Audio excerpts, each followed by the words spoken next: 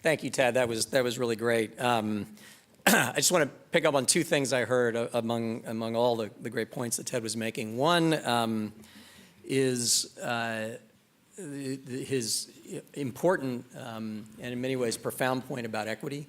And there's, without question, the topic of equity is deeply connected and rooted in the opportunities that we're providing to all of our citizens, especially those who have been so poorly served or underserved in the past. But the reality is, from an economic point of view, in terms of the health of the Commonwealth, let alone the health of our country, given the demographics of our school-age population, this is not something that is charity. This is not something that is an option for us. We have to address this issue and address it effectively if we are going to continue to thrive as a state. So I'm thrilled that you raised that critically important issue for all of us. The other is his point that the future is here.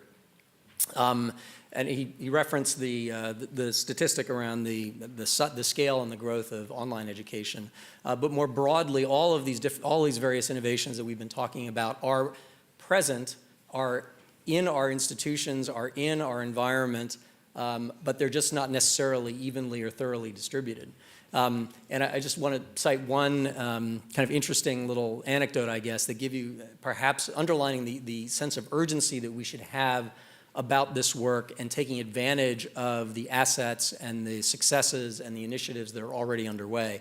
Back in, I think it was 1985, McKinsey did a study for AT&T to project how many cell phone users there would be in the world in the year 2000. And their projection was that there would be 900,000 cell phone users. In fact, in 2000, there were over 109 million cell phone users around the world. And that just gives you a sense for the trajectory that these kinds of transformative innovations can take.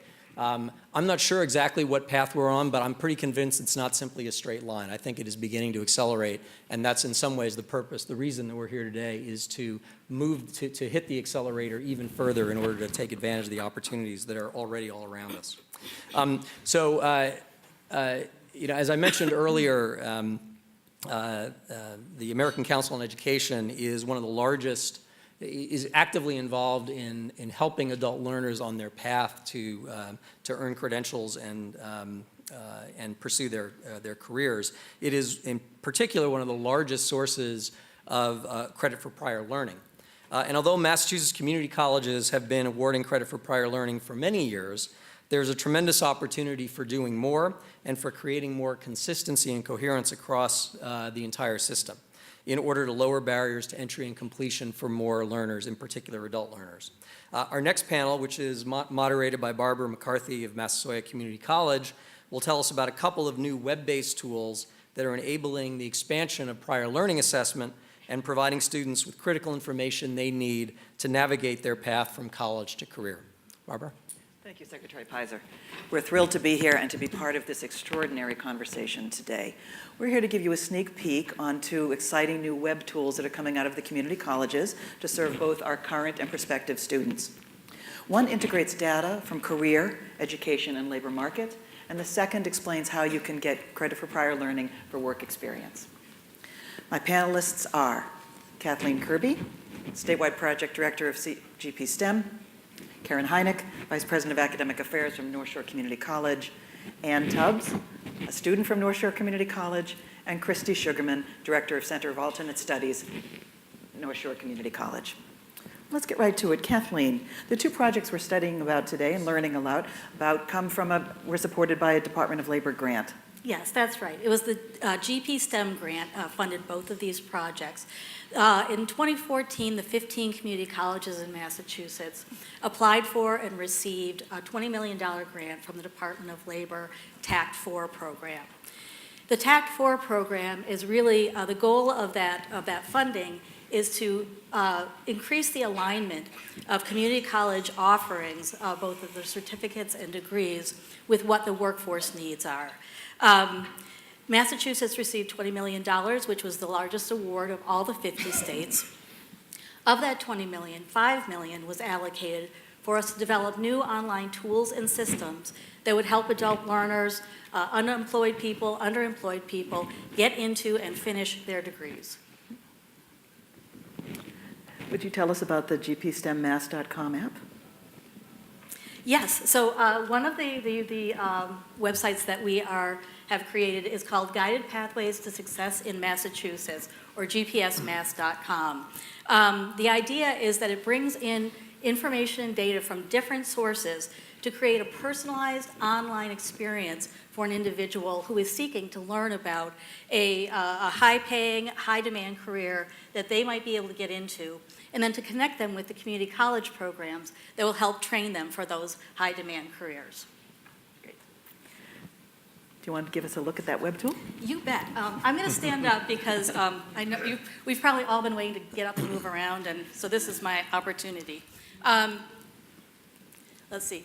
So this is the first public viewing of this new website, GPSmass.com. Get started now. This is a project of the 15 Massachusetts community colleges.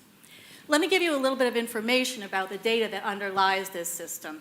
So from the Bureau of Labor Statistics and from Burning Glass, which is a labor market information data source, we get jobs data. So this site has in it live information about job openings in Massachusetts right now. It is fed by a monthly feed so that it's continually refreshed and updated. From the colleges, we get the program inventory. So what are the certificate and degree programs that are available? From the student, they are going to the site and answer a series of questions that are help to link them to those careers opportunities that they're looking for and to the community college programs that can help prepare them for those career opportunities. So you can enter the site in several different ways. One way is up at the top, there's a hot jobs button, and you can go in here and look at what are the opportunities in my area. You can enter your zip code, find out what are the highest paying jobs, the highest number of open positions, and the highest growth occupations. Another way that you can do this is to just click on Get Started. You see the Get Started button over and over again. And this starts giving you some information about the job outlook here in Massachusetts. So you start entering your information. The first category is what is your college experience or lack of college experience? Where are you educationally? You proceed through this. You can select an occupation family and then drill down to a specific career pathway that you might be interested in. And so that you have the opportunity to do an interest profiler. So in other words, if you really don't know where you want to get started, you can learn a little bit about your own interests and skills. You select a college and then decide what kind of a program you're interested in, or you can say, I'm not sure. And then here are your results. So given the information I put into the system, and given where I said I was residing, it gives me these different programs at Bunker Hill Community College. It tells me a little bit about the salary ranges and the available jobs. Here's more information about the program that I selected. It even pulls in information from the Moses system at the Department of Unemployment Services so that you can know which of those programs are funded by unemployment benefits. The system, as I say, it gives you a customized, personalized result. So you've entered your information, and then it gives you, here are your results. And the most interesting thing about this is that you come out of this with a very detailed and actionable action plan. So this is what the output would be for the information that I entered for this student, Lena Diaz. It tells her about what her selections were, the career she's interested in, the academic program she's chosen, and then it actually gives her the contact information at the colleges for people in admissions and financial aid that she can talk to in order to get started on her path. The great thing about this is that also on the other side, those folks at the colleges get information about Lena so that they can reach out to her and encourage her if she needs a little bit of encouragement to get started on her path. Thank you, Kathleen. Let's turn now to Karen Hynick. She's the Vice President of Academic Affairs at Northshore Community College, and Northshore has been a leader in CPL and prior learning assessment for over 40 years. Tell us about the benefits. Sure, I'd love to. How many of you yourselves have benefited from credit for prior learning or have a family member that started their journey in higher education leveraging credit for prior learning? Can you raise your hands? Okay. I can speak personally that as a mother going back to school when I was 40 years old to finish my doctoral program, being able to leverage a portfolio and earn 6 additional credits helped me decide to go back to school. I know for my daughter, when she went on to higher education, having the opportunity to leverage AP exams helped her save a year's worth of college and helped me financially save tuition dollars. So I can speak personally to the benefits of it. We know that credit for prior learning benefits all different types of learners. Whether you're a recent high school graduate and you can use the time that you have spent in your high school classrooms taking advanced placement, or if you were a student who came from a vocational technical high school and you took technical courses, leveraging statewide articulation agreements are an opportunity to use credit for prior learning. If you're a returning adult and you're trying to decide whether or not to go back to school, many people have industry-recognized credentials. Many of our military have great training that they received from our armed forces. And also, some of the new technology tools that we've talked about earlier today will be a game changer for many learners. We also know that CALE really helped us to understand access, opportunity, and affordability to accelerate degree completion. CALE did a study a number of years ago which really demonstrated in a study called Refueling the Race for Post-Secondary Education that students who leverage credit for prior learning have a 2.5 times greater chance and likelihood of graduating with a degree. That's a game changer for all different types of families. We also know that in Massachusetts, our demographics are changing, and that's a wonderful opportunity that we know adult learners need to be able to come back to earn those different types of jobs that we talked about earlier that do require some type of degree, yet they've learned the skills in other ways. We know that one of our biggest demographic markets is the 23 to 34-year-old. That student also oftentimes tends to be a person of color, and luckily they're bilingual or they're multilingual. Credit for prior learning is a wonderful opportunity for them to leverage that tremendously valuable skill set by taking a BYU exam and seeing that they actually have proficiency in Spanish or in Arabic and being able to earn college credit. We know at Northshore Community College, we have had a 45-year history through our Center for Alternative Studies of granting credit because we really care about student learner outcomes. And if you can demonstrate the outcomes through the competencies shown in credit for prior learning, we've seen similar results to what CALE has said. We have over 430 students on average who utilize credit for prior learning as their entree into our degree programs. On average, they earn 8 college credits. That's 2 to 3 classes that they're saving time in, which is an average of $1,600. In addition to that, we know it is a game changer for students as far as graduation goes. This year alone, 17% of our graduating class had leveraged some form of credit for prior learning. North Shore has also really taken a look at our courses in the last several years, and we've created a crosswalk of our courses. We have over 260 classes that have been mapped back to an alternative way of getting that credit through credit for prior learning. That's roughly 35% of our courses. And this is really an area that we have done quite a bit of work in and believe that can help students. Thank you. How about colleges and employers? How do they benefit? Colleges and employers benefit in a whole host of different ways. Obviously, for colleges, we learned earlier this year that we have close to 600,000 students, potential students, across the state who are working adults who have some type of college credit but no degree. How do we harness the opportunity to get them back in our doors and get them that opportunity to finish their lifelong dream of finishing a degree? And for employers, we are leveraging the opportunity that most of them have industry-recognized credentials that they accept as the gatekeeper to skill sets in their industries. We're taking that credit and applying it to the degrees. Great. Understanding the benefit of PLA, you came to the leadership of the GPSTEM grant and said, let's do a special project for all of the community colleges. Talk to us a little bit about that. Sure. We did. North Shore Community College was the lead in the TAC project for credit for prior learning. And part of our work was really around professional development of our faculty and staff. Through the leadership of Dr. Cristy Sugarman, who is our director of CAS, she helped convene all of our community colleges in regional trainings. We offered 5 regional trainings throughout the state, training close to 250 faculty and staff on credit for prior learning. In addition to that, we leveraged our expertise to help create what is the Mass Experience Counts website, which I know that Dr. Cristy Sugarman is going to talk a little bit about, but it did leverage the opportunity for learners to actually have a chance to assess, are you a good candidate for credit for prior learning?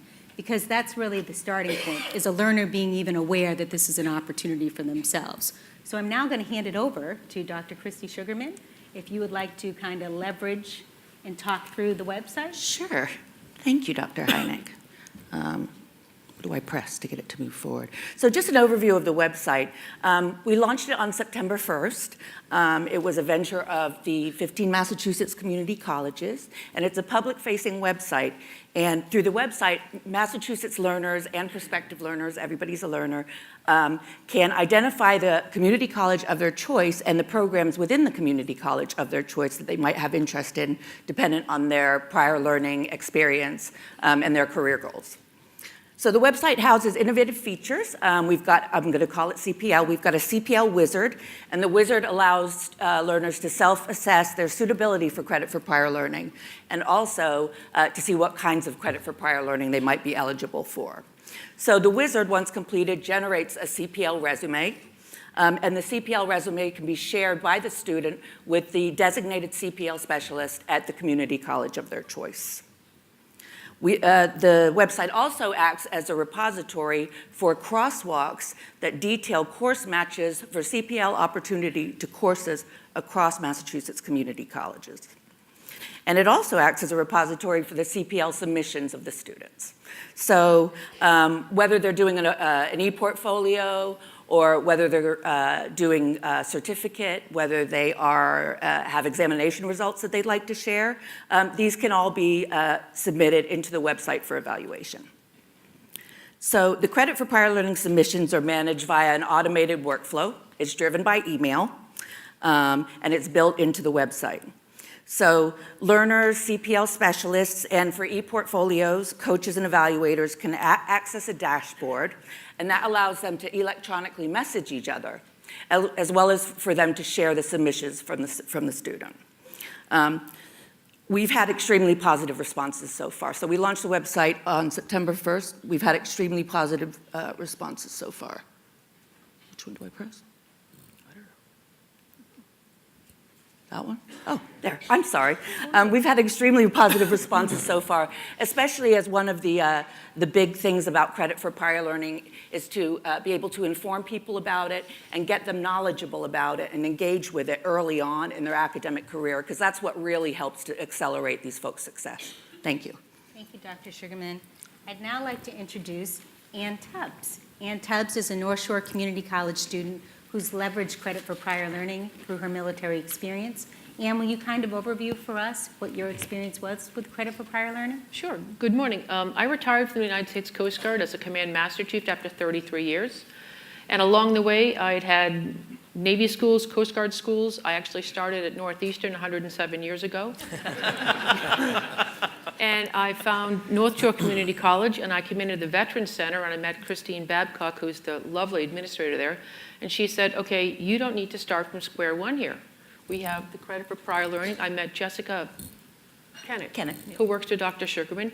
And God bless this child. She took everything that I had. She went back to Northeastern University when it was still a small school on Huntington Avenue. And all the stuff I had from 33 years, and she was able to funnel it through her system. She went before boards. She was able to get me 33 credit hours. What am I trying to say? 33 college credits. 33 college credits. It was amazing. So I only have to complete 9 classes, 3 more classes, and I'll have an associate's degree in liberal arts from Northshore Community College. And it's a fabulous program. It really is. And where I see it benefiting a lot of people at North Shore, it's a small community, but it's the veteran community. I would say Jessica comes down to the Veterans Center every Tuesday, and she works with all the veterans, and there's a lot of young. I mean, I retired from the military, but there's a lot of kids who do 2 or 3 years, 1 or 2 terms, tours, and they come in and they have all this military experience, and Jessica's able to give them college credits for that. So that's a community that I think really could be more explored. But it's been a fabulous program for me. I'd be going to school for years, but just 2. Thank you so much, Ann. Kathleen, why don't we end with you talking about how we're going to roll these out? So we just hired a marketing firm, and the GPSmass.com website will be done in December. We expect to roll it out in early January, so you'll plan to see a lot more about that as in your travels around the state. And then the Credit for Prior Learning site, massexperiencecounts.com, is already live, and the same marketing firm will start, has been hired to produce a toolkit so that our colleges can publicize about it and send the message to students that this is Credit for Prior Learning is an option they should consider. Absolutely. That's it. Thank you so much. Thank you.